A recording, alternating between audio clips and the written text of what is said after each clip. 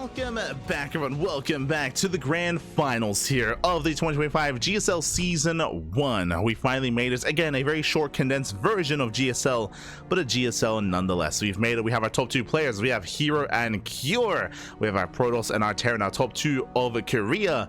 And we'll see who can claim that first win and that EWC spot for the Esports World Cup. Let's go.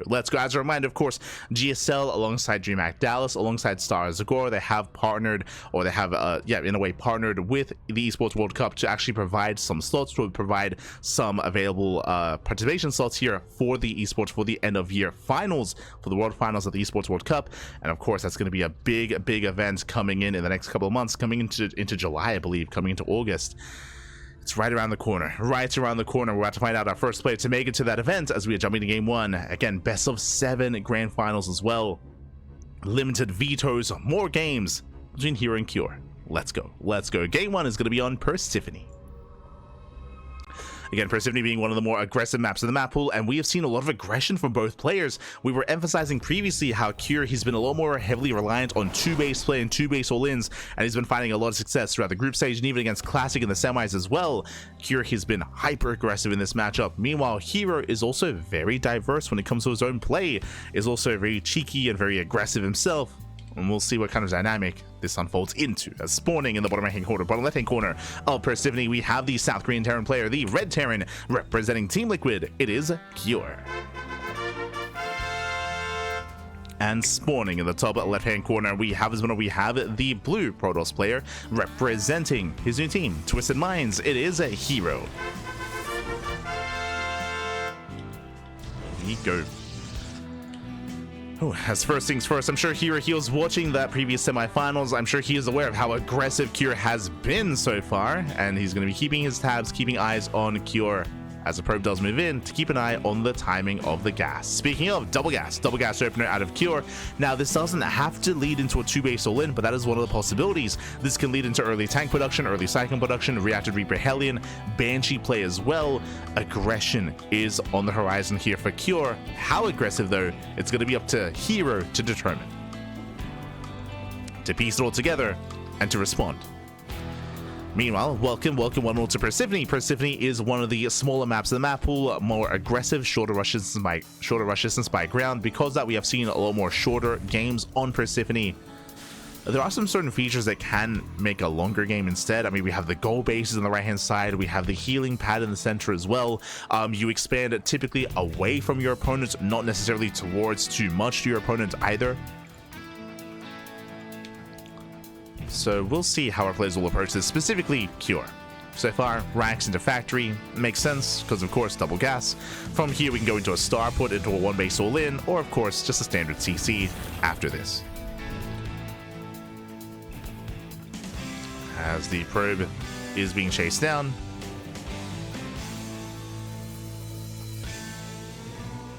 And eventually we'll see how we turn this out. Actually, okay, reactor to Reaper Hellion out of Cure.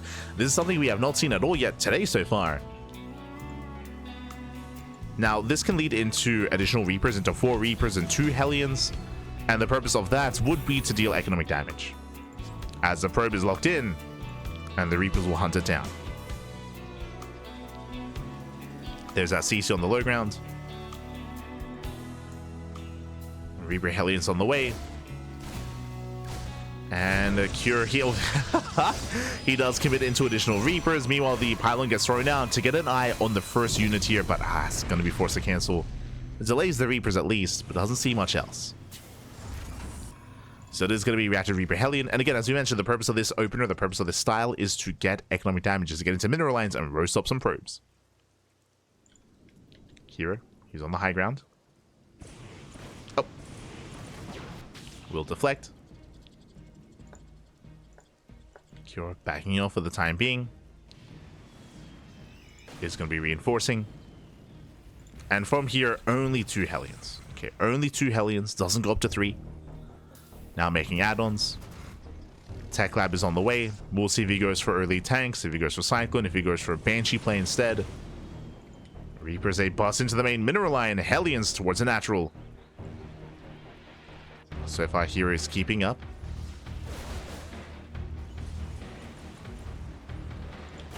Hallucination gets across the map, gets eyes on the add-on swap. So Tech Lab into add-on swap into Banshee, or even just Raven. Meanwhile, Curie commits into the low ground. Doesn't quite get the sentry. Nice one. No, the force fields, they only catch one of the Hellions. A little bit misplaced. That could have been everything, but a little bit off center there with that second shield battery, so with that second force field. And it is going to be Cloak Banshee. So add-on swap into Cloak Banshee from Cure. Tank production has begun. And remember, herO, he saw the add-on swap, and which means in herO's mind, it could be one of two things. Either Cloak Banshee, or regular Banshee, or Raven.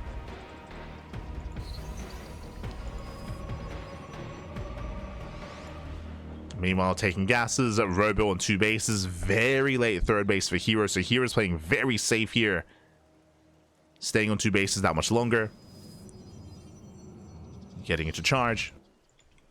Curious checking for a third base timing. He sees no third.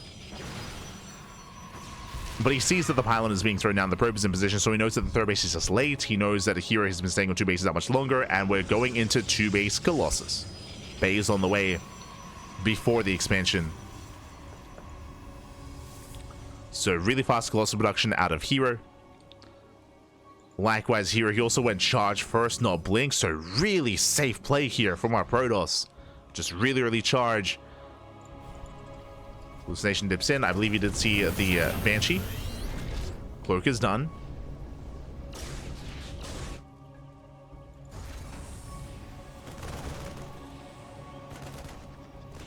But without blink, it's going to be more difficult to do with these Banshees. Zealots are fanning out. But again, the Banshees, they can wreak havoc.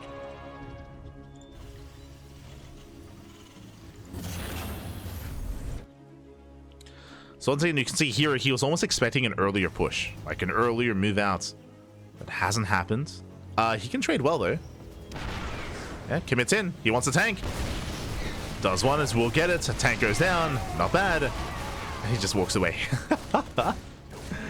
Kills the tank, walks away. I believe he bleeds out 3. Yeah, 3 zealots. Charge is revealed. Soldiers respond. Do we have an observer? We have 3. Observer's trying to keep up, but remember, no blink. So the Banshees, they can get away. And they've already gotten 5, 6, 7 probes. Jesus. 7 probe kills so far. Well worth it for Cure. And again, this was a misread from herO. Charge sure killed a tank, but that's not really quite worth 7 probes. As blink would have been done by now. Instead of charge.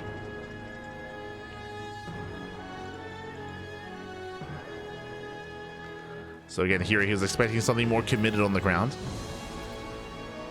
Meanwhile, third TC's on the way, 2 more Raxes, Cure building up towards the mid game. And so far is in a good position. Here has been playing in a way very safe and overly safe and hasn't really paid off yet. Moving out with Zealots once again. Drop is moving in. Does scan. And does commit. Forcing a recall. As the recall gets forced, Secure he breaks out with his ground army. Runs into the Zealots. But he will shut them down. And nice cleanup here from Cure. So far pulling herO apart. And a lot of this comes down to the openers. Remember, late third base, late fourth base for herO. Earlier Colossus and earlier charge, which didn't really pay off. And it's all just piling up. And Cure looking a little more in control.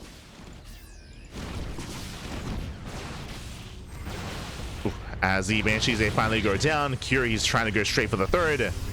Colossus in position. Does go for the sim. Oh, did he get it? He can and he will. Just barely. Colossus goes down. Brutal snipe. Wouldn't mind Zoot Burrow. Shutting down the sentries. And there's going to be a rough fight for herO. Yeah, the Soldiers that focus down. The tank survives. Massive shots going off. And hero's being broken. Hero's being broken. Hero now, the tank will barely survive. Another Colossus has arrived. It looks like Hero, he's holding, he's surviving. He defends, just barely. But that was a brutal trade. At the same time, drop back into the main. More probes going to be falling. Here, he backs off towards the fourth. And he's still just rallying. He's just rallying everything across him. He knows how close he is to breaking Hero. Does overextend though. Bleeds out some marauders. Drop almost goes down. Okay. Hero, he's holding on.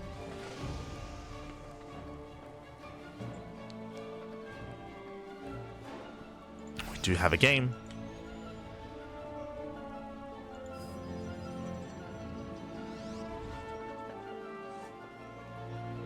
Here, pulling back. Now here, he's close to stabilizing. He's not quite there yet, but he's close. He's up to 3 Colossus. Meanwhile, Doom drop into the main, gets spotted by the Observer. Hero is racing on over. Remember, recall's on cooldown, but he does have Stalkers. Gets 1. Takes down 1 full medevac, takes down 2. 2 medevacs go down. A handful of marauders remaining. Hero, he should be fine. He does hold, takes down another medevac. 3 medevacs go down, 1 medevac survived. Curie's getting some drop play going, but this is not worth it. Curie's bleeding out a lot of supply. The advantage that Curie once had, it's slipping away. His advantage, his lead is slipping away. Curie's been overly aggressive. And Hero is stabilizing. Hero, he's stabilizing, is building up to 4 Colossus. 5th Colossus on the... Let's go. 5th Colossus on the way. Oh, the lasers, Pappy. Let's go. How many Vikings are there? Only 3. 3 Vikings. 3 Vikings versus 5 Colossus. Ay, ay, ay. Shot's going up. Does drag the shot into the army. The Colossus have to come together. They're not all quite ready. First Colossus goes down, getting a second. Oh my god. Yeah, nice time set from the Marauders. Yeah, Hero's army was disjointed. He didn't have everything together. And Hero, he takes a poor fight. Uh-oh. Hero pulling away. Nice kiting. So what once was 5 Colossus down to 3. Down to 3 Colossi. Again, here he got a little bit too excited, got over eager. So we do have a back and forth.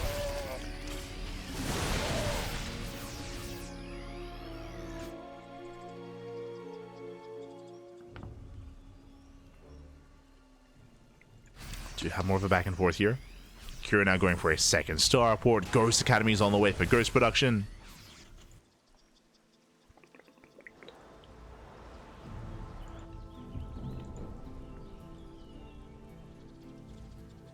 Hero, meanwhile, double expands, not bad. Going for top right and going for the gold. As the game is slowing down. So the game is slowing down because Cure is teching. Like Cure, he's teching up, Ghosts, more Vikings, more starports. So Cure, he has lost map control. He once had it, not anymore. Now Cure is contained, and now Hero, he's out on the map. He's being active. And with that map control, instantly double expands. And momentum is very quickly swinging from one player now to the other. And this is where Hero thrives. You know, give Hero 6 bases, may he be crazy. let's go. He can pop up.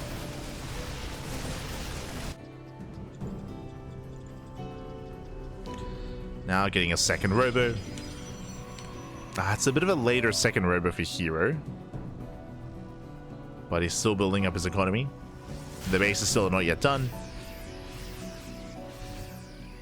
As Hero's poking in. Zealous ready for a flank.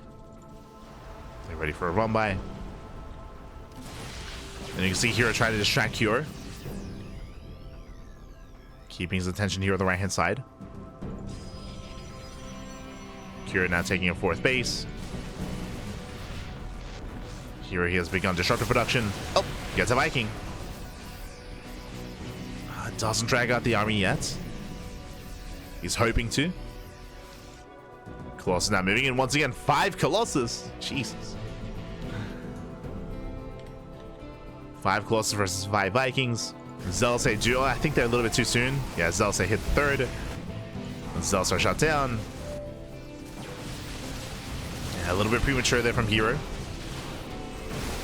As it does leak in. Does catch one of the Vikings. Cure pushing through. However, doesn't quite connect. Vikings overextend. And the 5 Colossus, they still stand strong. There's about 4 Vikings remaining. Nice EMP on the sentries. Colossus up. He can heal up. True. The healing pad. Let's go. He can heal up. Tops up the Colossus. I'm telling you, like, this healing pad does really well for mech-based units and also for, I mean, robo-based units like this as well. Just because they have so much HP. Likewise, pushing into a concave. Nice Nova. Nova connects. And here he's breaking through. Again, the Viking count is not quite what it needs to be. Gets 1 Colossus. Doesn't quite get the other. Here he backs off. Preserve the army. Does preserve. Waiting for an extra warp in. Here taking bottom right. Taking some of Kira's bases. So more disruptors on the way. Knocks down the rocks. Make sure it doesn't get flanked. Takes down a ghost. 1 ghost goes down. Once again, EMP on the sentries.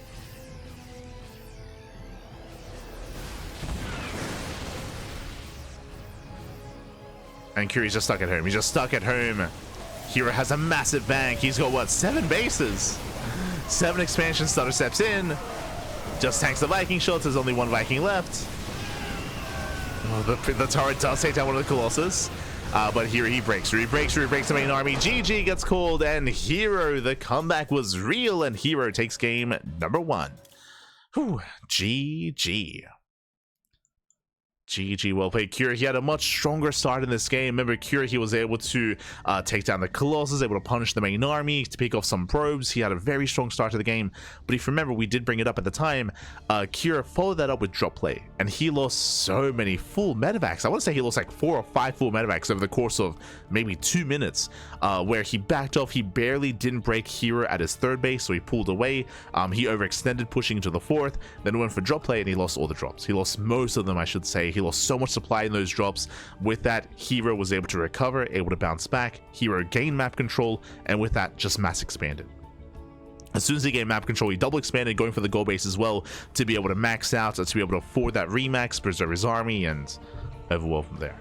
GG. GG, well played. herO does take game 1, but a very back and forth game nonetheless. And Kira, he had his own moments, especially in the first half of the game. And now we're getting into game 2. We're going to be loading into Tokamak.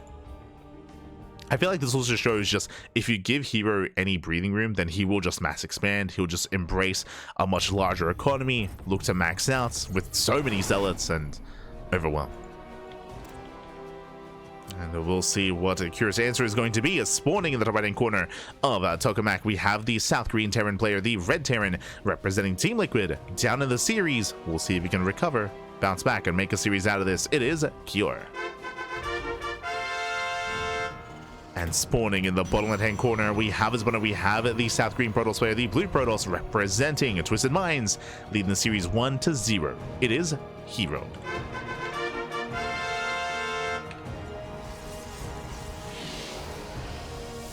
Here we go.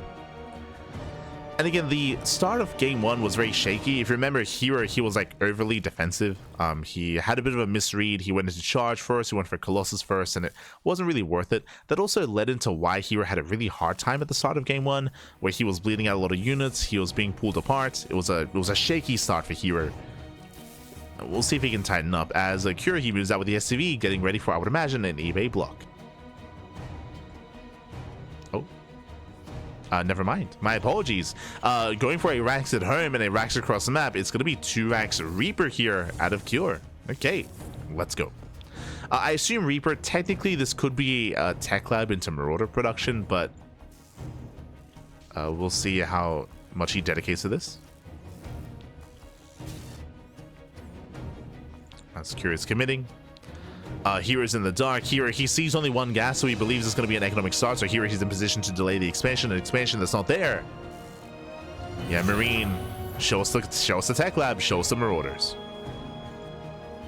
I'm getting deja vu. Does anyone remember? It's something that's going to be stuck in my mind for the rest of my life. I am Katowice. It was the quarterfinals, correct? Yeah, it was the quarterfinals of I am Katowice last year. herO versus Cure. He cancels. Oh, he cancels the CC. herO versus Cure in the quarterfinals. It was on Golden Aura. Cure, he went proxy marauder and he cheesed herO out of the tournaments. Like, oh my, it was, oh god. Not like this. Not again, Pappy. Not again. If you remember herO, he had a very frantic response to it on Golden Aura. And if you remember, I think herO, he had like a he had like a Stargate. I think he like canceled, Twilight Council, canceled, started a gateway, canceled, then started a robot. Like, it was just a really like frazzled response out of herO when he realized what was happening. Of course, that was a year ago at this point, over a year ago.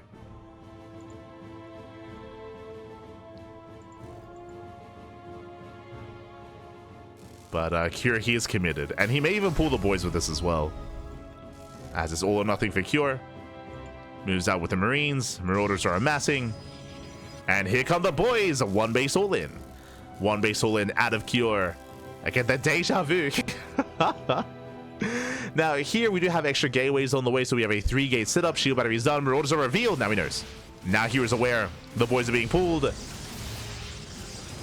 Hero trying to get on top of those Marauders. Nice force fields. He locks them down, but the shield battery does fall.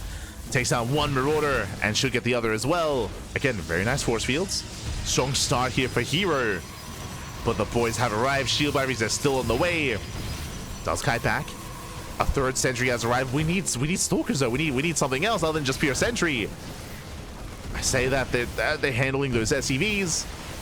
Shield battery's almost done. That's not Toast's pylon. No, it's not Toast's pylon. Oh, he's being targeted down. Shield battery does save. Does barely save it. Takes down the Marauder. Going for the Marines, but the pylon is barely going to go down. It's so close. Oh my god. It's being kept alive. Oh my, as the Marines, they try to focus down, they're going down one after the other, and here he holds, he survives! He saves it! 7 HP! GG! Oh my god. As herO, he saves the pylon. If that pylon had gone down, that was game, by the way. That was game then and there. Everything was powered. That was the production as well. He only had one gateway in the main. It was all hinging on that pylon, and Cure, he was so close to focusing it down. GG. Oh my god. That was crazy. GG, well played. The pylon survives, herO survives, and herO takes a 2-0 lead. Whew. We're not going to see a repeat of I am Katowice. Not this time. Not this time. As herO does take a 2-0 lead, and now we are jumping to game 3. We're going to be following this into ley lines. Let's go. Kind of braided my, well, I mean, again, like you saw, it was one shot away from going down. It was on 7 HP. Again, if that pylon had fallen, that was game. Like, what are you gonna do? Stutter step against the pylon? Aye. But here we go. We are now getting to our next game. We're getting into game 3 and spawning in the right-hand corner of ley lines. We have the South Korean Protoss player, the blue Protoss, representing Twisted Minds. It is herO. You're referring to the force fields. Oh, that spawning in the bottom left hand, we'll get into it. Spawning in the bottom left hand corner of ley lines, we have the South Korean Terran player, the red Terran, representing Team Liquid. It is Cure. You're referring to the first 2 force fields from herO.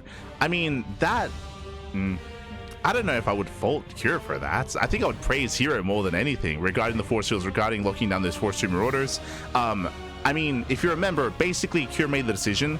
He decided to sacrifice the Marauders for killing the shield battery, which, if you remember, he did kill the shield battery, but he barely didn't break that position. Obviously, like, hindsight 2020, we can now look at that and say that it wasn't worth it, right? It wasn't worth it because we had a backup shield battery finishing up afterwards. So he was able to, I should say, herO was able to maintain that position, and Cure would have benefited more if he had kited back and saved those Marauders instead. I think we can say that, but I wouldn't fault him too much for, like, deciding to commit to that shield battery and commit to the kill there. But yeah, when it comes to, like, again, like, retrospectively looking at it, I do think it would have been worth more if Cure had preserved them, kited back, just to have more DPS. Again, like, imagine focusing on that pylon with even 1 extra Marauder, right? It's like that would have made the difference, for sure. I would say that. Geez, double gas. Once again, double gas opener here out of Cure. Double gas going for the faster factory.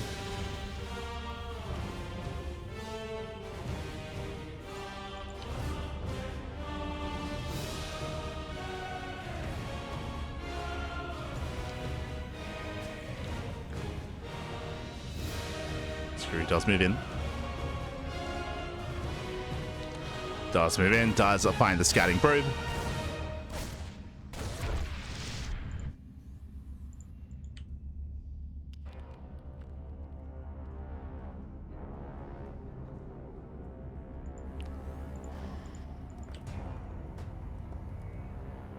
Secure does move out.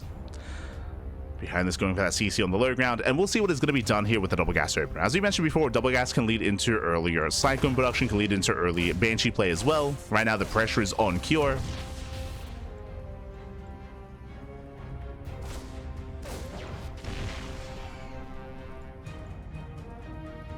I think lack of patience caused that bad play. And if you want to pull back and say it wasn't bad micro and lack of patience, I mean, sure, I suppose. It's one of those things where urgency is definitely on Cure when it comes to trying to break that position. I think we already agreed in saying that if he had preserved those initial Marauders, then he would have been in a better position. I think everyone said that. As we do have that 1-1-1 follow-up. Stalker moves out this time to try and delay the CC, and looks like we should be able to. Likewise, Cure stepping into the mineral line. Hellion gets in. Uh-oh. With that, gets 2 workers so far. Gets 2, gets 3. Likewise, though, the CC is delayed. And Cure is going to be stuck on this one base for a little bit longer. Boys are being pulled to take control of the natural. Cyclone has arrived. With the help of the Cyclone, Cure should be fine. Should be able to force this back. Locks onto the Stalker, brings it down. And from here, we'll expand. Now, what's important, though, is the follow-up. Again, 1-1-1, Medevac is on the way, early tank drop as well, hyper-aggression out of Cure, which is what we expect from him. We spoke about this earlier, how Cure has been going for non-stop all-ins, whether it comes down to the group stage, even the semifinals, and even here in the grand finals, we've seen a lot of aggression out of Cure. Oh, no! Medevac is caught out, though. Takes a lot of hits, takes a lot of damage, has to pull away, does survive. Boys are being pulled, but last is a rough start for Cure. Does take down the Stalker, though. Oh, barely not. Tank does punish, catches a Stalker, but Cure is delayed. Remember, the purpose of this build was to get across the map, was to move out, to punish, to threaten the natural. But Cure doesn't get across. He's stuck at home. He is pinned down, and here defends. Whew, okay. Here he defends, he shuts down the drop. You can see him react hard here as well. We have a second pylon to make sure everything stays powered. Shield batteries on the way. Bit of a chaotic setup here at the natural, but here he is secure. He can now build up, getting into Blink. And we'll see how Cure follows this up. Early stim. Okay, add-on swap into early stim. This looks quite aggressive here from Cure. We'll see if he does cut tank production early on. Right now, he's working up to a 3rd tank. If he gets up to 4 tanks, he may just pull the boys and turn this into a 2-base all-in. So we'll see when he does cut those tanks. Meanwhile, herO back at home, building up. Blink is already done. How many gateways? He's on 4-gate Blink Stalker. This is a really good way to punish. 4-gate Blink. I mean, one of two things, right? 4-gate Blink is a way to punish this, is a way to shut this down. But because the tank count is so high, I don't know if herO can actually get any damage done and break into the bases. I think he can punish a move out, but breaking an entrenched Terran like this... Oh, never mind. He unsieges. Never mind. Does unsiege. Oh! Observer gets caught. Here comes Cure. And here he's here to slow this down. Cure does siege. He is going to be the first to siege. herO, spots the army. Tank is revealed, and herO, he just ignore the army. He's going straight for the main. He denies Stim, and no shot. Stim is denied. Massive pickoff. Shuts down Stim, takes down the add-ons on the starport, catches the first tank as well. Tank goes down. Boys are being pulled. Does come in for the surround. Cure locking down those stalkers, but herO, he blinks away, and he can always recall. He commits instead. He doubles down. Warping in some zealots, picking off the SCVs. And Cure is going to lose every single worker here. 18 SCV kills. Ay, ay, ay. He does preserve the tank count. He's building up his army. And the only option here is to go all in. But here he has time, building up Immortals, getting extra warp ins, extra gateways on the way. And it's all or nothing for Cure. The boys are being pulled. Observer does confirm. Here he knows. And don't expand. don't take a third hero. We need warp ins, we need shield batteries. Okay, Stalkers, they recall back home. This is still a terrifying army for Cure. He's still up in army supply. He can still end the game. It's all or nothing for Cure. Stalkers, they can slow this down. They need to. They force the early siege. Charge is not ready. Here, he's in trouble. Here, he's in trouble here again. Charge is late. The boys have arrived. Tanks, they drop in. That's going to be 4 tanks for Cure. Down to 3. First tank is targeted.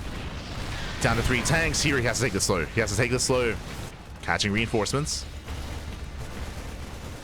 The production is all here at the natural. It's all going to go down. He's down to what? 3 gateways, down to 1 gateway. The others are still on the way. Boys are being pulled into tank fire. A massive tank shot's going to be going off. Going for the Immortals. 1 tank is targeted. There's 1 tank left. But here, he cannot deal with this. Yeah, he cannot deal with the Stalkers. They will go down one after the other. The Marines, they do push forward. These are stimless Marines, by the way. But Curie's done it. He has done it. He breaks through. There's 1 DT. There's the scan. And here, he has nothing left here. Again, his follow-up was late. His charge was delayed. His gateways were all exposed. DTs, I mean, that is a nice response, but, I mean, there are plenty of scans. Plenty of scans. Here, he's not muling. Depowers everything. 0 gateways powered. 0 production. And Hero, I'm sure he's upset about this. Like, Hero, he forced the all-in. GG gets called, and Cure fights back, puts a point on the board. Ooh, GG.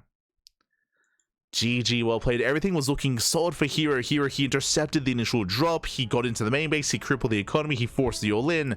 But again, behind it, he was unfortunately not quite ready for the follow-up. His charge was late. His production was all exposed. It was a messy natural base as well. Thankfully, he didn't invest into a third base. But again, he just didn't quite have enough at home. He also bled out a lot of Stalkers across the map, which are quite expensive. He couldn't quite replenish them. GG. GG, well played. With that, we're now getting into our next game. Getting into game number 4 here. Cure does put a point on the board. We have a series. We have a back and forth. Let's go. And the question is, will Cure continue his aggression? Because again, we've seen just so many all-ins out of Cure. I don't think we're done. Up next, loading into Magnatha. On one hand, this is the largest map in the map pool. You do not get larger than Magnatha. This favors macro play.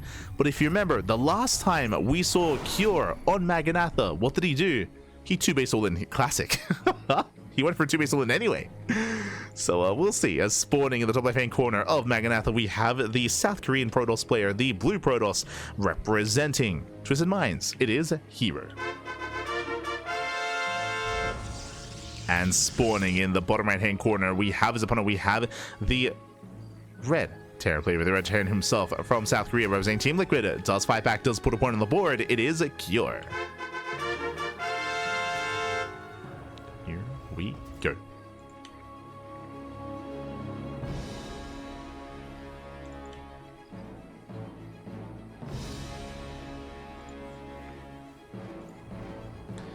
As we are setting up.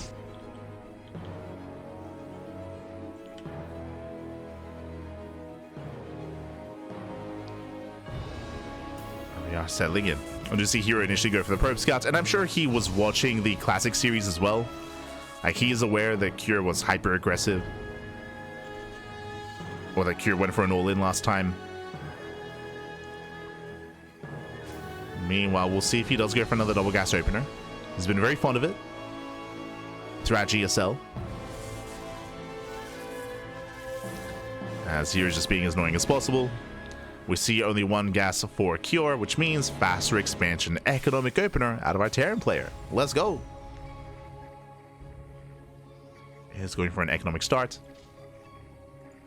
I believe for the second time this series. I believe he went for an economic opener on Persephone, if I remember correctly. I could be mistaken on that one. At this point, all the TVPs are blending together a little bit. It's all blending together.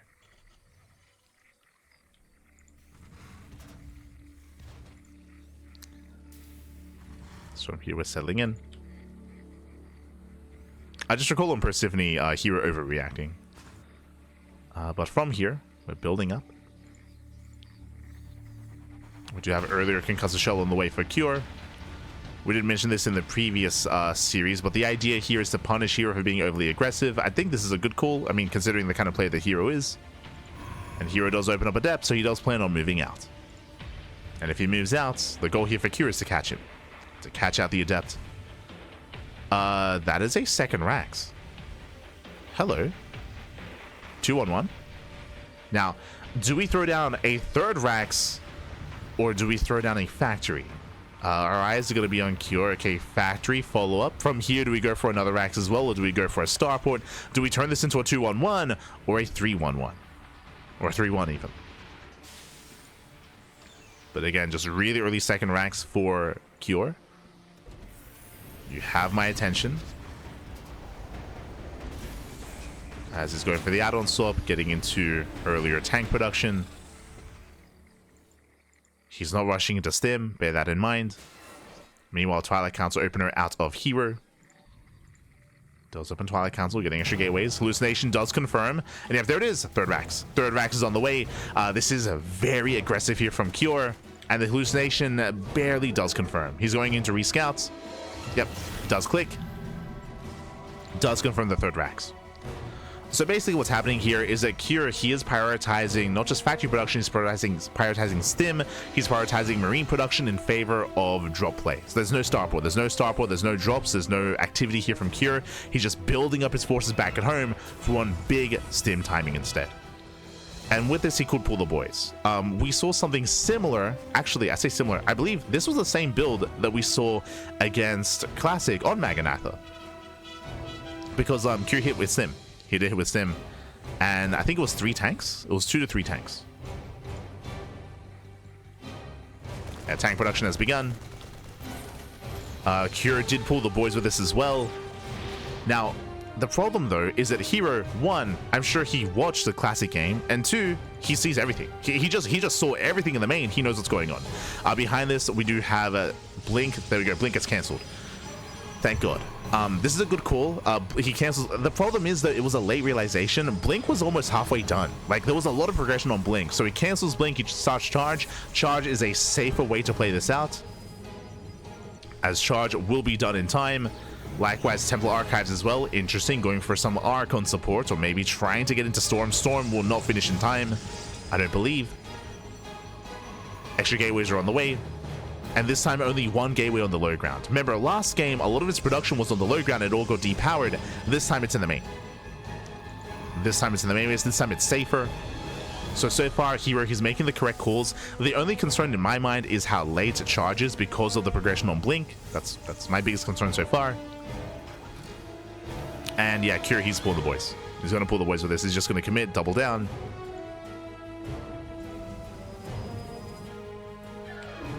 As it does move out. Storm is on the way. Hallucination does spot the move out. And the boys are being pulled. Here we go. The boys are on the way. Again, this is the same build that Cure did on this very same map against Classic. I'll be honest, I don't really like the idea of Cure doing the same thing in the same day. Especially if he knows the herO is watching. Like, I'm not too fond of the idea, but let's go. He's going for it nonetheless. Storm is only halfway done. There's actually not many Zealots. We actually warped in a bunch of High Templar. Again, Charge finishing up in 2 seconds. Secure, he can still pull this off. I say that Storm will complete. herO being patient. This third base is not going to come into play. The gateway is going to fall. Storm is done in 10 seconds. There are 4 High Templar. But can they connect? Here we go. He does commit in. Zealots, they try to tank with a High Templar. They cannot get close. There's the first Storm, but it barely graces the army. And that Storm is revealed. And again, here, taking this third base is so greedy. That could have been extra gateways. That could have been extra. These gateways could have been here instead of the base. So now gateways are being thrown down. herO, he's supply blocked. No, sure, it's working. It's working. Here he gets a fly blocked. He spends money on a Nexus. It's not going to come into play. Meanwhile, the Shield Battery is depowered. And Kiri's pushing in. He's pushing in. He's going for it. Ay, ay, ay. herO, he breaks out of the supply block. Does break out. Archons are morphing in. Archons are going to be able to tank some shots. But the SimCity here is brutal. The Zealots, they can do nothing. A decent Storm. But the Storms didn't do much against the tanks. Yeah, tank boys, they shut down the Zealots, and kira, he's doing it. He's doing it. He's pushing through. The same build against two different players on the same map. Let's go.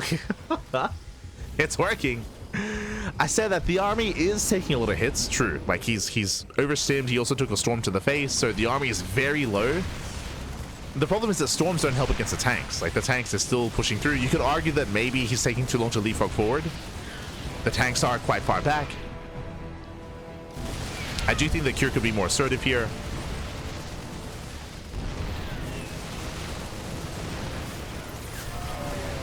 As we do try to collapse in, and oh my god, the bunkers, they fill up, and they punish this.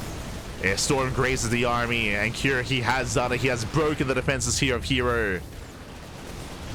Again, it was a shaky response that herO went for, investing into a base, delayed gateways, delayed pylons. Again, it was a later charge timing as well. GG gets called, and kira, he ties up the series 2-2. We have a tied up series. We're going to game 5. Let's go. GG.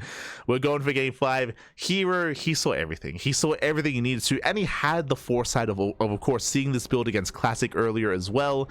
And I do, again, praise, like, I did praise herO for canceling Blink and going to charge, but it was a late decision. It was a late decision, so it meant the charge actually finished after the army arrived. Likewise, his gateways and pylons were late in favor of a base. A base was just far too greedy there for herO. He knew it was an all-in. He still expanded nonetheless, so a little bit too greedy there, and again, rough around the edges when it came to the response there of herO. And with that, kira, he punished. He did punish very well. GG, well played. Whew. With that, we have a tied series. Now, as a reminder, this is a best of 7. So we're tied 2-2. We still have more games ahead of us. It is first to 4 wins. First to 4. And up next, we're loading into Torches. Let's go.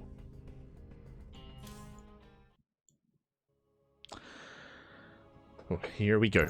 Never mind, I thought it was Season 2 qualifiers. We're going to be, the Season 2 qualifiers were played over the weekend, and we're going to be covering them tomorrow. So we're going to be covering those qualifiers tomorrow. Meanwhile, here we go. We're getting into our next game. We're getting into game 5, and spawning in the top right-hand corner here of Torches, we do have our South Korean Protoss player, the Blue Protoss, representing Twisted Minds, being forced into a tied series. We'll see if we can bring it back, as momentum is not in his favor. It is herO.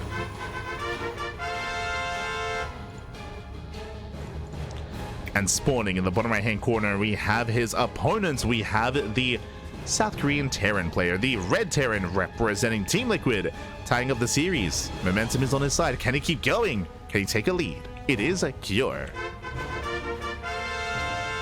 Let's go. But yeah, some people are asking about the Season 2 qualifiers. Season 2 qualifiers, they took place over the weekend. As always, I should reiterate, just because people always ask, they were not casted live. They haven't been casted live in like 10 years, so there was no live casting for the Season 2 qualifiers, and we are going to be covering those qualifiers tomorrow. Tomorrow, we're going to be spending all day covering the qualifiers, the morning and the evening. It's going to be 3 broadcasts, 16 best of 3s. That will be tomorrow. I say tomorrow, it's going to be in 11 hours. In 11 hours time, we're going to be live with those qualifiers. For now, though, we're focusing here on our Season 1 finals, as once again, double gas. Shouldn't be a surprise. Again, kira, he's been very fond of double gas openers and very fond of 2-base play. We've seen the majority of his games here tonight in today's broadcast, and in GSL in general, be 2-base all-ins. And he has been finding a lot of success with it. Bearing in mind, he has had different variations, of course. It's not the same build every game. With this faster factory, faster starport, you can see herO, he wants that SCV. Won't quite get it. Force the recall. Force the recall back home.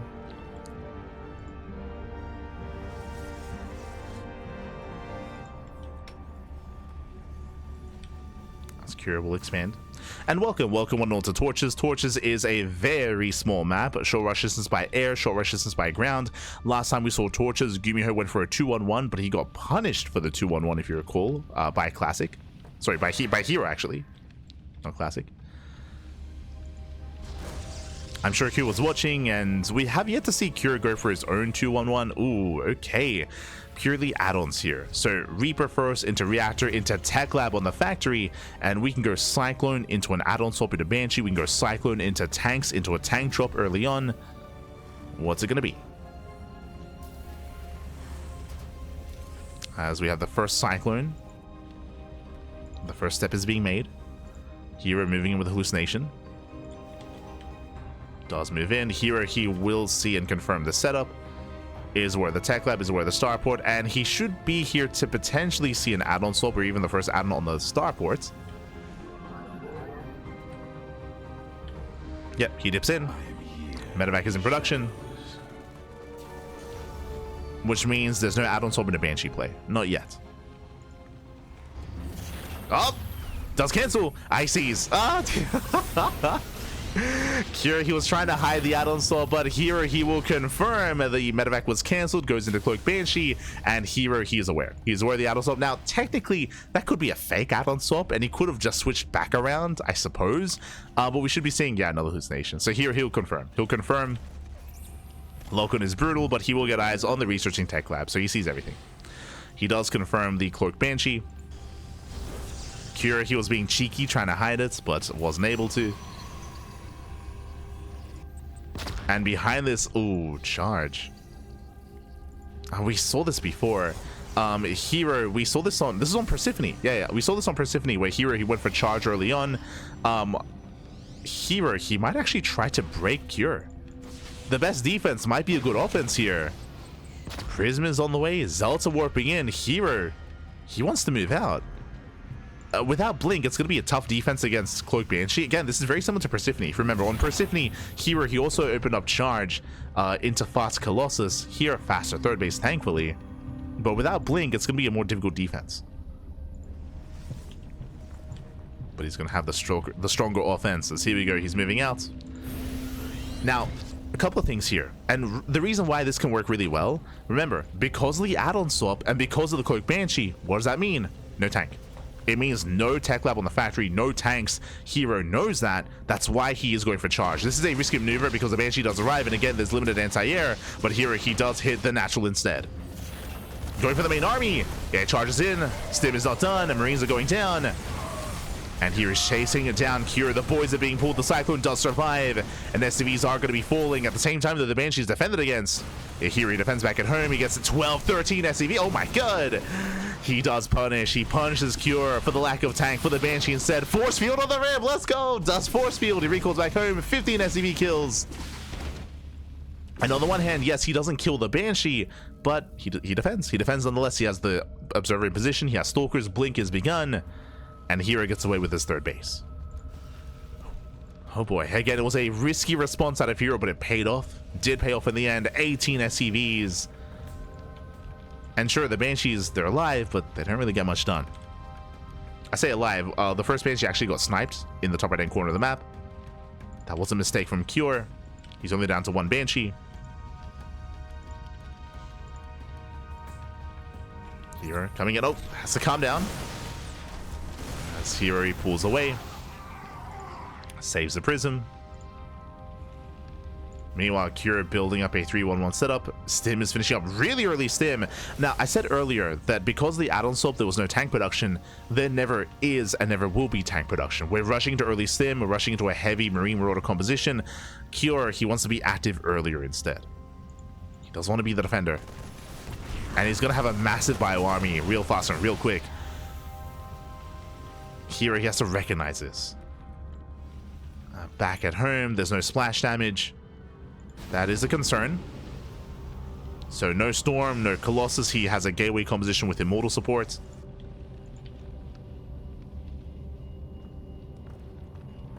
And Cure, I mean, I've been saying this a lot today because it's been valid.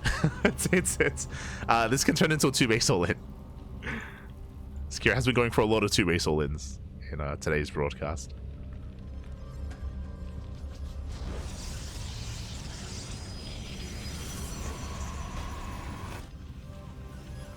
It's been very fitting for Cure. So we go, dust him into the main.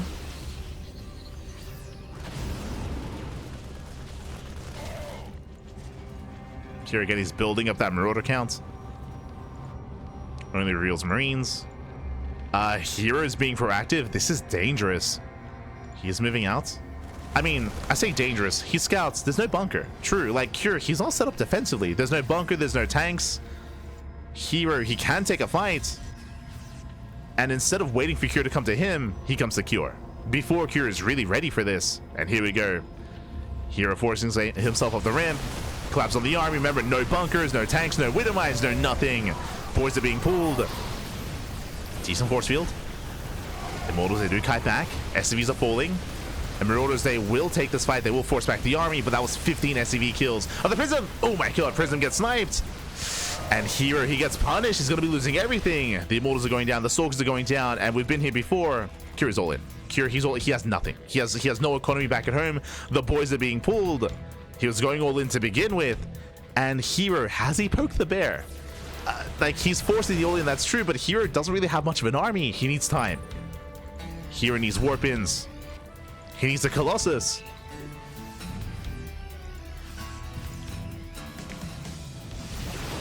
As herO picks away at the SCVs. Again, it's all or nothing for Cure. Oh, stepping on forward, gets a Stalker. Does catch a couple Stalkers, second Stalker goes down. Zealots come in from behind. They try to engage. Zealots, they go down immediately. And he wants the Immortal. The Colossus is exposed. He has to get back. He has to get the hell out of here. He wants the Colossus. He wants it. He gets it. Colossus goes down. And is that it? Is that too much? Stalkers, they blink in. The boys are being pulled. And herO, he's going to hold. He's barely holding on. Whew, he cleans up the army. Takes out the Medivacs. Does chase him down. And herO's done it. He has held. It was shaky. It was scary, but he does hold on. He survives the all-in, takes out the full Medivac. GG gets called, and herO takes the lead in the series 3-2. GG. Hi. GG, well played. But this is a really unique response out of herO. Partly, I think part of it is because of the map. We mentioned it at the start, but Torches is the smallest map in the map pool, the shortest rush distance by ground and by air as well. So aggression is favored on this map. So herO, his response to the Cloak Banshee to go into charge and go for an early charge push, I don't think you can pull that off on larger maps. On maps like your Maganathas or your Tokamaks as well. Like, I doubt you can really pull that off. But here on Torches, it's more viable. It's more viable. Again, the rush distance is shorter. So he was able to punish that that Banshee play, able to punish it, able to shut it down, and force the all-in. It was still scary, don't get me wrong, in the sense that Cure, he did claim the fight, he cleaned up the army, and he went for the all-in, but time was working against him, and it did take a little bit too long. GG, well played. And with that, that leads us into our next game. herO, he is one game away from claiming the series. Cure has to fight back here and now to force the ace match. Let's go as we load into Ultra Love. Thanks for the cast side. Oh, thank you, Richard. Thank you. Do appreciate it. As always. As here we go, we're getting into our next game and spawning in the bottom left-hand corner here of Ultra Love, we have the South Green Protoss player, the Blue Protoss, representing Twisted Minds. It is herO. And spawning in the top right-hand corner, we have his opponents. We have the South Green Terran player, the Red Terran, representing Team Liquid. It is Cure. And the question that I have is, do we ever get into a longer macro game? We kind of got that on Persephone, if you recall, where herO was able to max out because he just mass expanded and took the goal base, but that was only after Cure had failed his aggression, if you remember. Like, Cure, he lost map control after his aggression subsided, and then herO just overwhelmed from there. We haven't actually had a standard game. If you remember, it happened once. Like, Cure, he had one standard game against Classic, which is the game that he lost. I'm referring to the game where he opened up Rax Expand into Mind Drop, into Biotang, into the mid game. That was the one game that Classic won against Cure, and maybe that kind of scarred him a little bit. Double gas, by the way, double gas opener. Because we have yet to have like a standard macro back and forth between herO and Cure. That hasn't happened yet. We could see it here on Ultra Love. One of the big features of Ultra Love, it's a map of extremes. On the one hand, rush distance by ground is short. Is short on Ultra Love. So because of that, we see a lot of all-ins. On the flip side, the bases are relatively secure. You can knock down the towers here at the third base to wall this area off. Likewise, choke point on the right-hand side as well. What makes this map effective for all-ins is the fact that you can rotate between them. You can rotate between the third, the fourth base, and more importantly, you can actually bypass the bases and go straight down mid into the natural. So all-ins have options depending on where the stack defense, where the shield batteries are, and they can be really effective as a result. But if we don't get early aggression, then this map is easy to cut in half. Because of this, we have so many bridges or choke points, so many ramps, so much high ground as well. So we do get to experience either short games because of all-ins, or long games because we just cut the map in half and max out. That's usually what happens here on Ultra Love. Not always, but usually.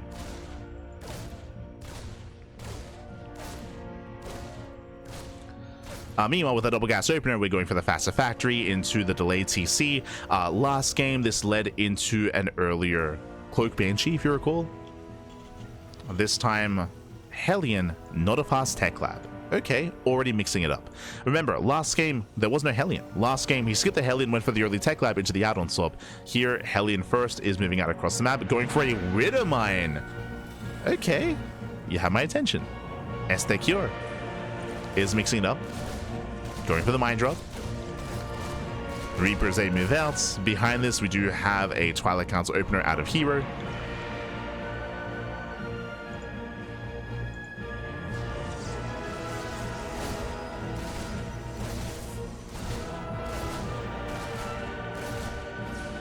herO, the Reapers are keeping him busy.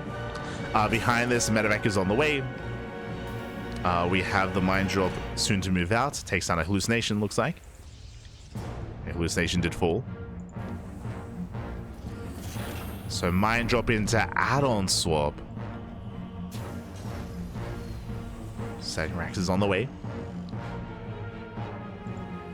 Only a single Widow Mine drop, so very uncommitted here from Cure. With that, is able to preserve his gas, build up into tanks, and I would imagine to a Raven as well. Meanwhile, we've seen this a lot from herO. Early charge. He's rushing into early charge. herO, here's where this was an economic start, though. I'm not too fond of the idea of charge initially, but we'll see. Yeah, tank production has begun. Stim is on the way. This is going to be earlier stim for Cure. Uh-oh. So much earlier stim. Again, now we see what this all led into. Led into additional, the faster second racks, into faster tech lab, add-on swap, into stim.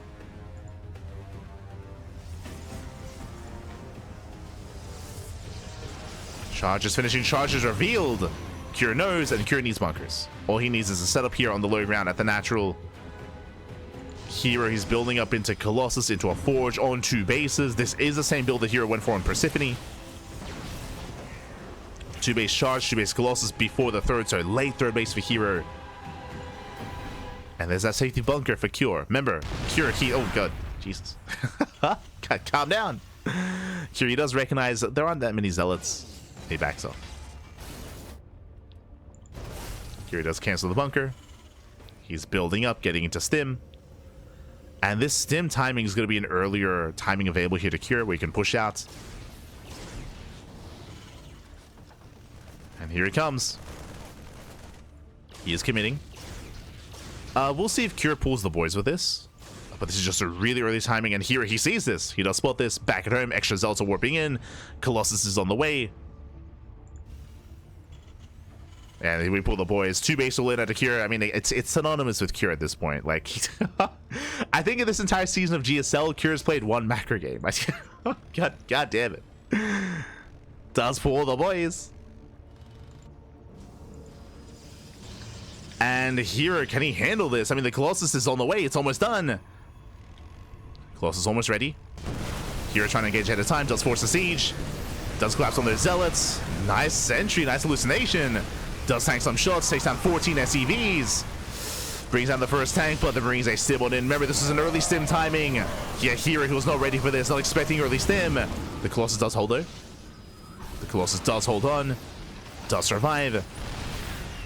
Here, he's buying time for extra warp ins. Here, he's holding. Needs a little bit more time here. Meanwhile, more reinforcements on the way. Again, Cure, there's no turning back from this. It's all or nothing.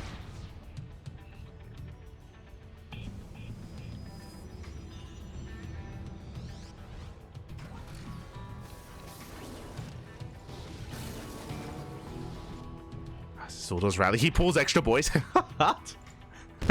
There's barely any boys to pull, Fabi. Here we go. One tank gets caught unsieged, but he does target fire the Colossus, and oh my god, one Colossus goes down. Massive pick off. He gets one, and there's one left. It's barely standing. And herO did overextend. Oh, and the Colossus barely holding on. Yeah, the tank is sieging, getting within range of the ramp. Cure forcing his way in. Does push forward. Takes down the Cyber Core. Another Colossus on the way. Here, did he cancel the Immortal? No, the Immortal did pop. He has one Immortal. Diving on the tank. The first tank should be targeted, but once again, the Colossus goes into the Viking! The Viking! The herO Viking takes down the Colossus. And Curie's done it. He's done it. He takes down the Artosis Pylon. Depowers the gateways, depowers the rover, depowers everything. Artosis, he's meant to be back in Canada. Oh no. And with that, Cure, he overwhelms. He breaks on through. He overwhelms herO. As again, herO, he was not expecting the early stim timing. I believe this was the build that we saw in Maganatha, actually. Like early stim into tank all in. I mean, this is a unique build. I should emphasize that, is that I don't often see this, like this early stim, like 2-base all in that Cure's been going for. GG gets called, and Cure, he does tie up the series 3-3. We are going to the ace match. Ooh, let's go. But I didn't emphasize that previously, but this build, like, again, I'm pretty sure this was the same build that we saw in Maganatha, both against herO in this series and against Classic earlier, and it's an all-in that I'm not very familiar with. Like, we cast StarCraft twice a day, every single day. We cast more StarCraft than anyone else, but this is something more unique. I'm curious if Cure prepared this specifically for the finals, for the playoffs specifically, I mean, the final day of StarCraft of GSL, just because, yeah, often we see stimulus all-ins, right? Often we see a prioritization of extra tanks, of earlier tanks as well, of Marines just there to buffer, with bunkers alongside them. But yeah, this stim variation is something that's been catching both Classic and herO off guard. herO twice now. This has worked twice against herO. With that, GG. With that, GG, well played. And we have an ace match. We have it back and forth. We're going all the way to the final game of the series, to Game 7. Game 7 is going to be on Pylon. Let's go. This does confirm that Last Fantasy was vetoed. A smurge, baby, smurge. No Last Fantasy. We're getting into Pylon, and here we go. Spawning in the bottom right-hand corner of Pylon, we have our South Korean Terran player, the Red Terran, representing Team Liquid. Bringing us back, forcing the ace match. Can he go the distance? Can he go all the way? Will he take a third? that's the biggest. On Pylon, no shot, by the way. We'll get into it. It is a Cure. And spawning in the top left-hand corner, we have the South Korean Protoss player, the Blue Protoss, representing Twisted Minds. It is herO. Will the real Colossus please stand up? That was a really cute move with the hallucination, to tank a volley, to tank some shots. When herO was initially holding earlier. But welcome one and all to Pylon. Pylon, once to reiterate, this map is known for all-ins. It's known for all-ins. It is a smaller map. All right, I say smaller map. I should emphasize, it's actually a pretty large map. There are a lot of bases. It's quite wide on the edges, but the rush distance by ground is short. It's a shorter rush distance by ground. It's very direct as well, going from your natural all the way to the triangular third. It's pretty direct. Likewise, you can get onto the same plane of elevation as this base, as here, the ramp in the center of the map. That's where you get onto that kind of elevated point. This is actually a very similar feature to Oceanborn. Likewise, Oceanborn also had a lot of bases, but we saw a lot of all-ins on Oceanborn because of this feature. So because that's, again, we do see a lot of all-ins, see a lot of aggression, not always, but it's a little bit more common here on Pylon. Goes both ways.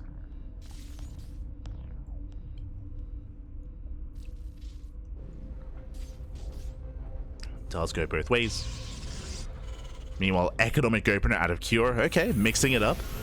Oh, Economic opener. He thought about the tech lab. He thought about it, and he's going for it. So once again, we've seen this before. It's an economic opener, and his goal here is to bait out an adept or bait out a stalker. We've already seen this once in the series, and we saw it against Classic as well. He's going to be getting some concussive shot marauders and hoping to bait out and catch the initial gateway unit. Add-on complete. Meanwhile, herO back at home does open up stalker. herO, he did probe scout earlier. He's aware of the economic start. He knows.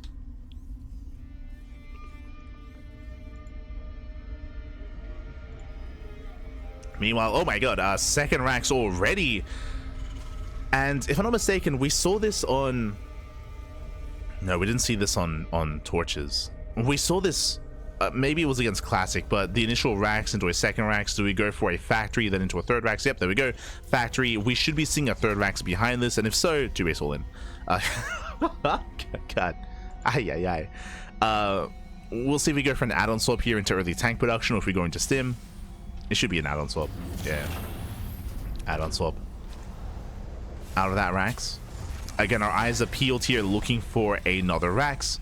Otherwise, this could be a 2-1-1, which we haven't seen from Cure yet. We haven't seen any kind of a 2-1-1 play from our Terran player. Yeah, third Rax. Yep. As we mentioned at the beginning, third Rax, not a starport. We are very committed, very aggressive here. This is not the first time we've seen this out of Cure tonight. With this, we're going to be building up an early tank count. This is an early tech lab here on the starport, which means early stim. So once again, it's going to be like a tank base all-in with an early stim timing. As I mentioned before, typically in this matchup, whenever we see these 2-base all-ins, it's without stim. We have extra marines and we have more tanks as a result. But here, the tank count is going to be a little bit lower in favor of stim, which does hit different. And it has been catching herO off guard, and Classic as well. Behind this, we have Blink, we have 3 gates, so we have 3-gate Blink as a setup, standard setup here out of herO.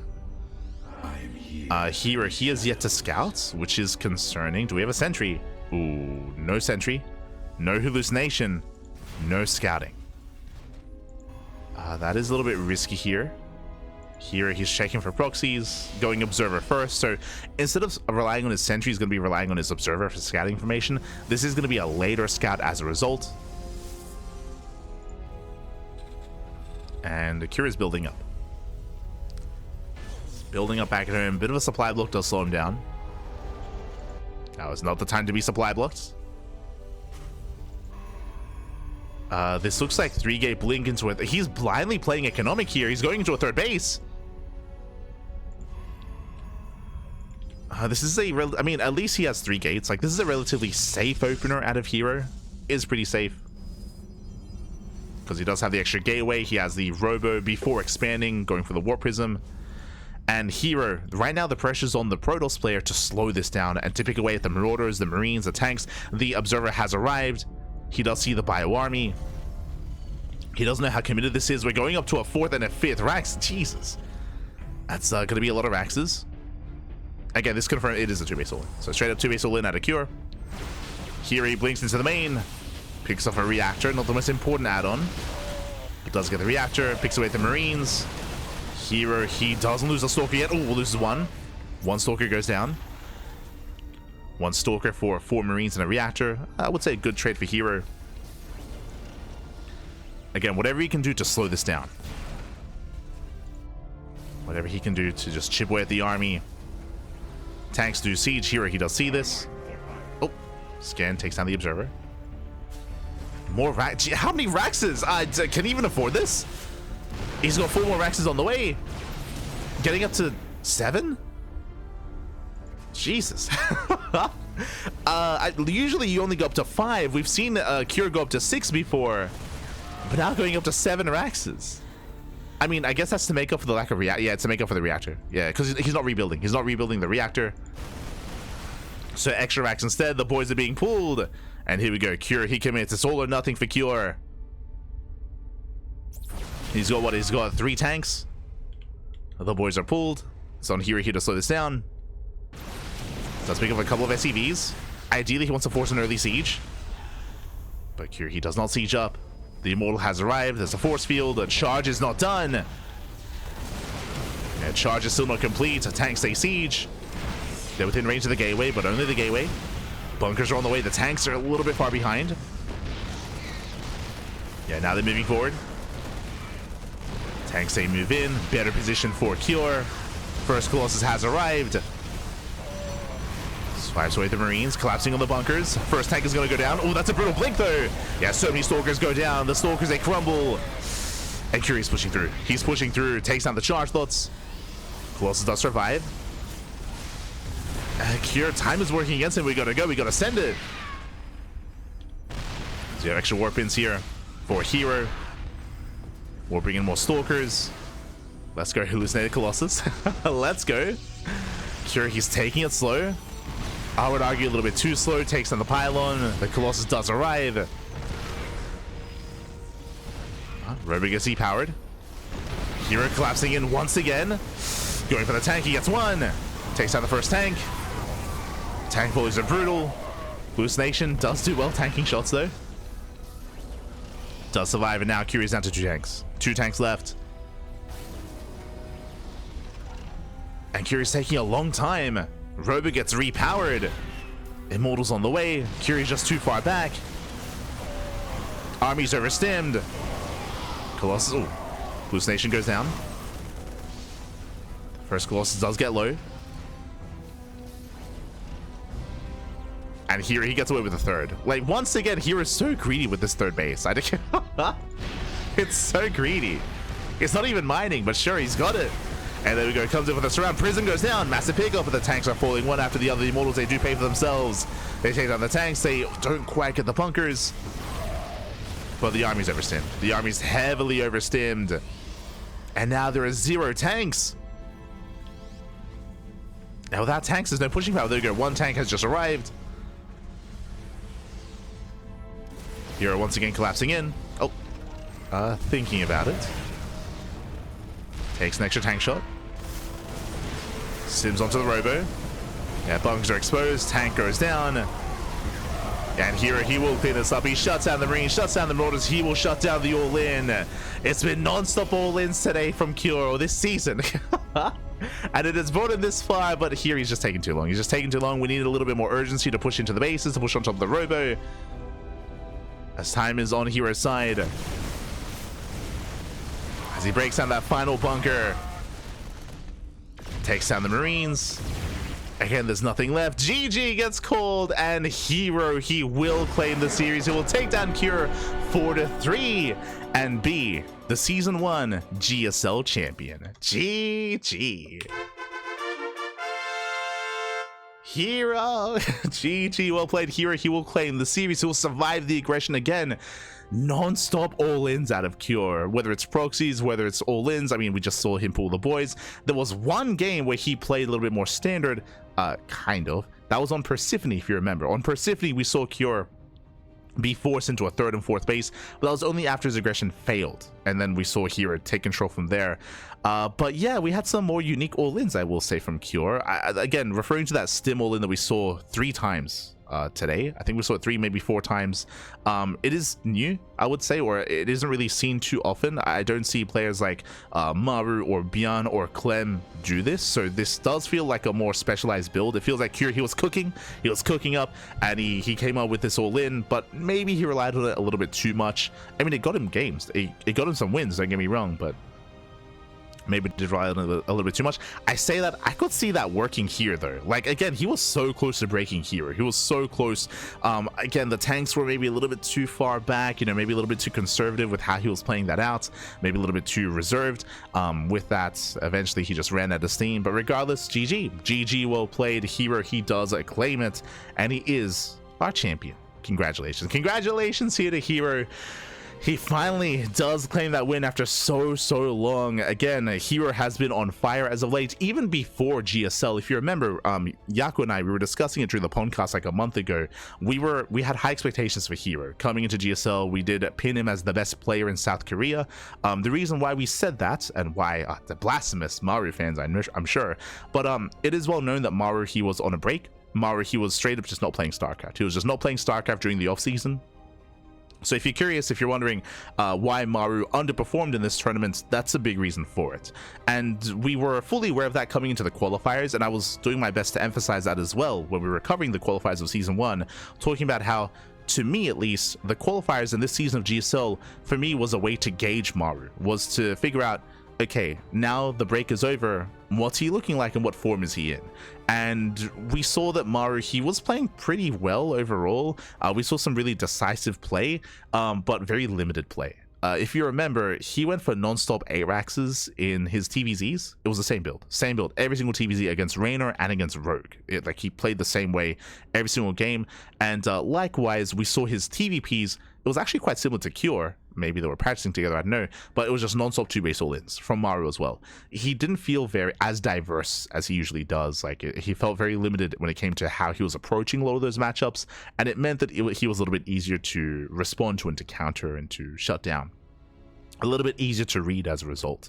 But yeah, that was my big question coming into the season of GSL, was the form of Maru. And right now, it does feel like he's still shaking off the rust. That's how I would put it, is that because he did take a long period off from StarCraft, again, he's still trying to get back into the swing of things, and the question becomes, what is he going to look like coming into Dallas? It's been a week, right? Like, this GSL season wrapped up like a week ago, or maybe 6 days ago at this point, and Dallas is in 2 days. In 2 days time, we have DreamHack Dallas, and Maru's going to be there. And how much has he grown in a week's time? And personally, I hope that I want to see more of him. Like, I love watching Maru play. He has a really fun play style as well when he's in form, but I just don't know if he's been given enough time, or I don't know if he's allotted himself enough time to prepare for this intense period of StarCraft. Remember, GSL Season 1 just wrapped up. We just had the GSL Season 2 qualifiers. In 2 days, we have DreamHack Dallas. And 2 days after DreamHack Dallas, we have the Esports World Cup qualifiers. And then after that, then we have GSL Season 2, Group Stage 1, and then we have Star Zagora. But remember, Maru, he did cancel his trip to Star Zagora because he knew that he couldn't travel too much. So he's not going to Star Zagora. But again, like, back to back to back. GSL Season 1, into DreamHack Dallas, into EWC qualifiers, into GSL Season 2. It's so condensed, and I don't know if there's as much time for Maru to improve in that short period of time, but we'll see. Like, I hope he does. I do hope to see more of him. We all have high expectations for him. For the time being, I with confidence will say that herO is the best Protoss in the world and the best Protoss in South Korea. We've been saying, I would say that herO, he surpassed MaxPax like a month ago. Like, I would say maybe like 4 weeks ago or so. Like, hero's been looking very in form and very on fire. He's been looking like a beast into current times, and now is the time to peak. Like, coming into GSL, into all these offline events, coming into EWC, coming into DreamHack, coming into Star Zagora, like, now is the time that you want to be peaking as a player, and herO, he is peaking right now. And I'm really excited to see what DreamHack Dallas brings to the table here. Again, DreamHack Dallas is in 2 days, and for those that weren't here for the podcast, we did discuss the player list and the participants table. Everyone is going to be at DreamHack Dallas. You name them, they're going to be there for the most part, as in all the top players. Clem, Raynor, Serral, Maru, herO, Ryung, Zaun, Solar, Shin, Rogue, like Lambo, Skillus, Laser, Spirit, Gabe, Showtime, like, everyone is going to be there. Bunny, Beyond, like, they're all going to be there at the DreamHack Dallas. It is a very stacked lineup. I think it's going to be the most stacked DreamHack we've had, because I think usually there's only like I say a handful. There's like a decent amount of Koreans do travel, but like only a decent amount of them. Here, it's like everyone. All the Koreans are traveling. The only Korean that isn't traveling, that we did point out, outside of the semi-pros, like, you know, your Percival, or no, I think even Percival's going. But I think some of the semi-pros like Rebellion or Ateshi or 3 Points, like, they're not going. Even Hormona's going, actually. But a little like the semi-pro Koreans aren't going. Nightmare, he is the only GSL Korean player that isn't going. But as we mentioned before, and I'll say it again, I guess. Nightmare, he's been playing a lot of Deadlock. He's been competing in Deadlock, I should say. So he's been spending less time playing StarCraft and more time competing in Deadlock instead. So Nightmare is kind of shifting his attention away a little bit. So it's not as surprising that he's not going to Dallas. But everyone else is going to be there, and it's going to be a crazy tournament. There's going to be high expectations, I would say, for these players here. herO, Gumiho, Classic, Cure, they're all looking very on point, very on fire. And again, I'm sure everyone was watching these games, everyone was tuning in. I'm referring to the other pro players as well, and it's going to lead into an interesting tournament for sure. I think everyone expects, you know, your typical top players like, you know, your Clem, your herO to do well. Clem, herO, serO, Reyna, right? Those are the typical top fours that we expect to do well. But Cure, he's looking on form, and I can even see Cure threatening. I mean, Cure, every now and then he does take down Clem. Like, Cure, he has some of the best TVP in the world. I would say, I mean, I said this coming into this season of GSL, where Cure, he has like top 2 TVP in the world alongside Clem. And that's partly because they practice together. It's known, like the Team Liquid boys, they do practice together. They refine themselves together. So I'm sure that's why they're able to improve together as well. But Cure, he's definitely a threat out there to the other Protosses for sure. When it comes to his TVZ, we'll see how he fares. I do think that's where I think he's maybe a little bit weaker. I think his TVZ is his weakest matchup. I think he has some terrifying TVT and TVP. That's where Cure can really thrive. So we'll see again how he does on the international stage. And I wanted to bring something else up coming into like wrapping up this finals and wrapping up this event. Cure just gonna pull the boys all the way to the semis. That's the thing. Like, specifically, I feel like this is a big rebranding for Cure. If you're out there, if you watch a lot of StarCraft, you would know that for a long time, like, I'm trying to think of a better way of putting it, but like Cure, he's like typically traditionally a very bland player. Like, we bring this up all the time about how Cure, he's less popular than the others. He's less flashy than Beyond, than Maru, even than Innovation. Like, Innovation was known for being like a machine and being a robot and having no emotions, but even that was a bit of a meme. Like, Cure, he was always like, I don't know, almost like the bridesmaid, never the bride. Like, he's a champion, don't get me wrong. Like, he's a really strong player, but the star factor was never quite there for him, and it does feel like he was always overlooked by other Korean Terrans like Gumiho, like TY, like Innovation, like Maru, right? Like all these other Korean Terrans, even though he's always been there and he's always been really strong and really good. And his play has usually been really standard. It's usually been pretty standard and nothing really too iconic or nothing too much to latch onto. But specifically for Cure's TVP this season, it's been hyper aggressive, which caught me off guard initially. In the group stage, I was definitely caught off guard by that. I was like, oh my god, like he's like he just keeps pulling the boys, and that persisted into this as well. So it's definitely a big like shift for Cure, and definitely something that caught me off guard. I'm sure it caught his opponents off guard, like Classic and even herO as well. They're like, oh my god, like what's going on? Like what's like calm down, but make some SCVs. He's like, but I don't need a third CC. What do you mean? I think Cure made like a third base once in the finals, by the way, on Persephone. That's it. So like Cure, he was very aggressive, and yeah, it's something that I don't typically expect from Cure. So it's really cool to see him like change like this and like shake things up. I will say that this is mainly for this matchup for Terran versus Protoss, but yeah, it's really cool to see Cure like this far into his career like change things so much and find a lot of success with it as well. And yeah, I'm hoping that maybe more people take note of that.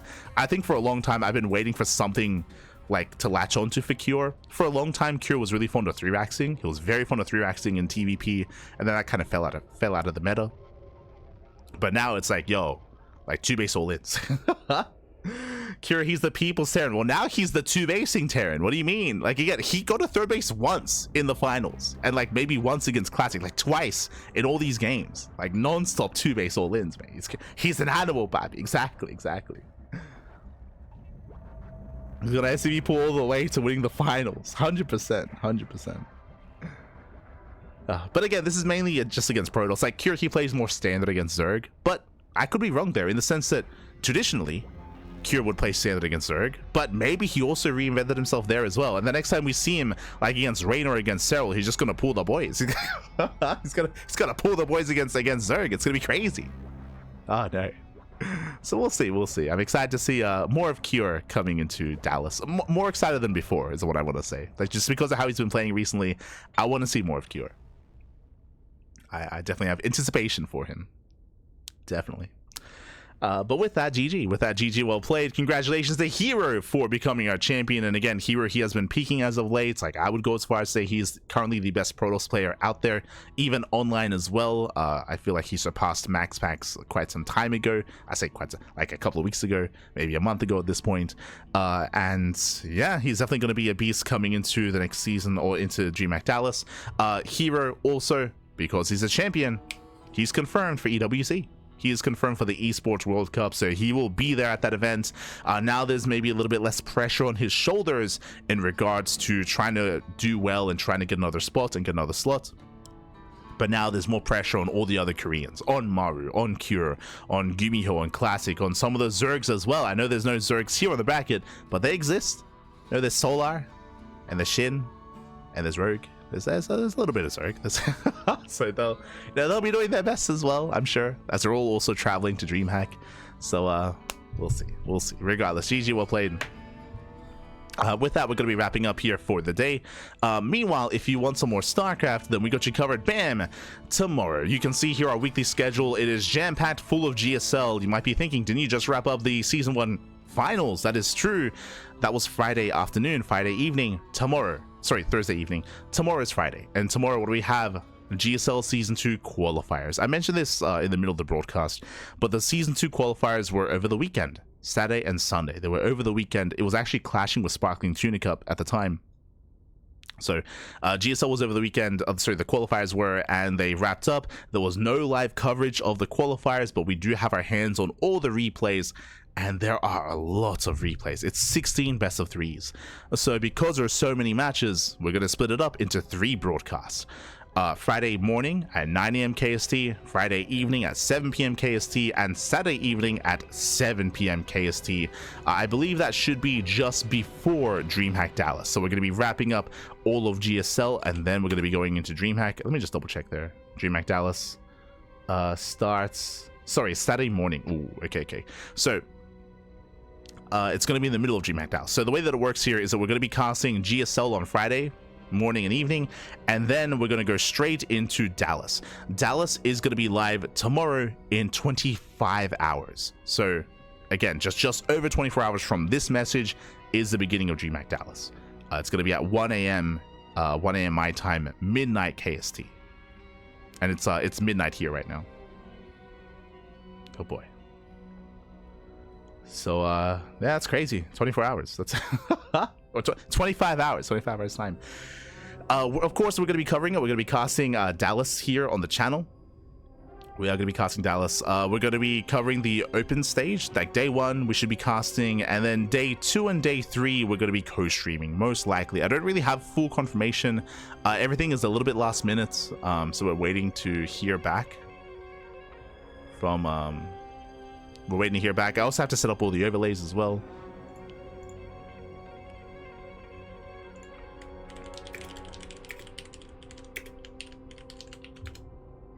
Set up. But with that, I think we're done. I think we're done for today. Sorry, I'm just checking. Just checking messages.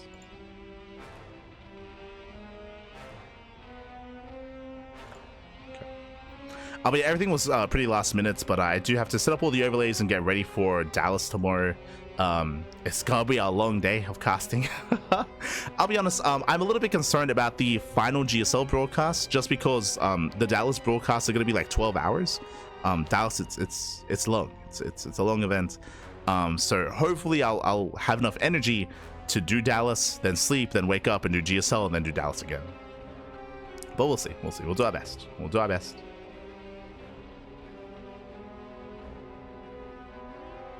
DreamHack Dallas mainstream right here. Oh, let's go. No, Doc. Yeah.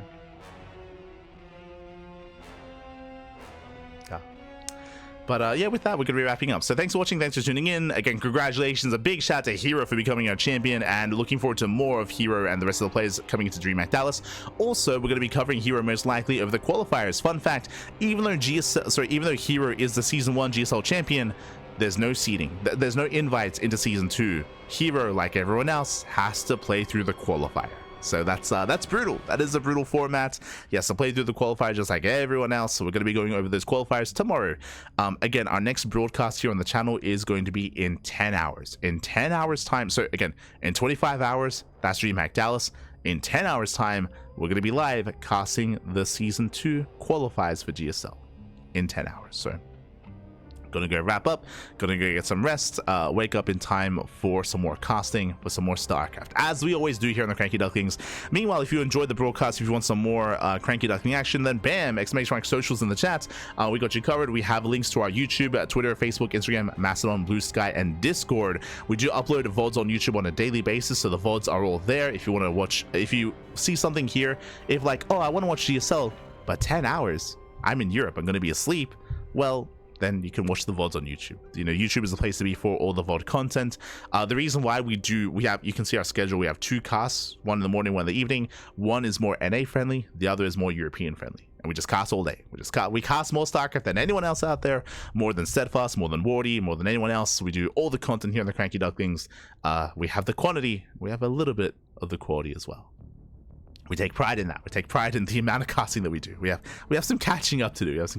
So with that, thanks for watching. We're going to be wrapping up, and we'll see you guys tomorrow for some more GSL and for some Dallas. See you then. Thanks for watching. We'll see you next time. Ciao. Bye. Ciao. See you next time.